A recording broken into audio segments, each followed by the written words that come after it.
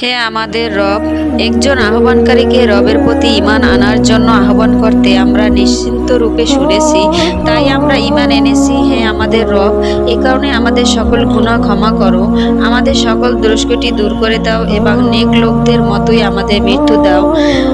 তোমার রসূলগণের মাধ্যমে তুমি যা ওয়াদা করেছো তা আমাদেরকে দাও এবং কিয়ামতের দিন তুমি আমাদেরকে অপমানিত করো না। তুমি নিশ্চয়ই ওয়াদার অন্যথা করো না। এই দুনিয়ায় নবীর উপর ঈমান আনার কারণে ঈমানদাররা কাফেরদের ঠাট্টা বিদ্রূপের শিকার হয়েছে। আবার কিয়ামতের দিনও যেন তাদের সামনে তাদের অপমান ও লাঞ্ছনা পোহাতে না হয়। তাদেরকে যেন সেদিন তাদের প্রতি ধরনের বিদ্রূপ পান নিক্ষেপ না করো যে ঈমান এনেও এদের কোনো ভালো হলো না। এ ধরনের পরিস্থিতির শিকার যেন তাদের না হতে হয়, এ আশায় উক্ত দোয়াটি করা হয়েছে।